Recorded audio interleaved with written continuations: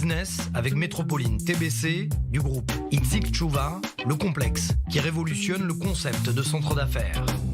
C'est la Minute Business avec 24 News. Merci d'être avec nous et on va parler de boissons fortes aujourd'hui parce que Gilles Belaïch, bonjour notre expert, c'est un marché, les spiritueux, dont on a beaucoup parlé en France sous l'ère Donald Trump. D'abord, qu'en est-il justement pour ce qui concerne la France ?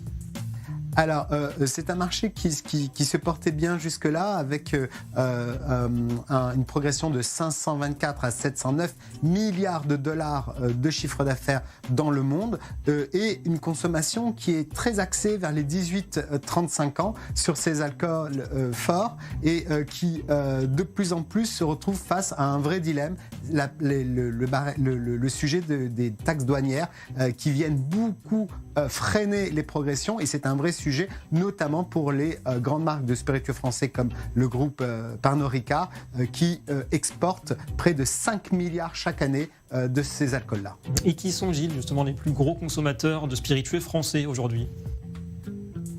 Alors en fait, on a en premier lieu les États-Unis, on a évidemment le Royaume-Uni, on a l'Allemagne et en quatrième position seulement les Chinois, mais quatrième position en volume, pas en valeur, puisque en valeur, les Chinois représentent les deuxièmes plus gros consommateurs parce que les consommateurs chinois sont allés vers des produits de plus en plus de qualité et donc de plus en plus chers. On se souvient des taxes imposées par Donald Trump en son temps contre les cognacs, Armagnac et autres eaux de vie. Ça, c'est vraiment un coup dur pour les exportateurs français ?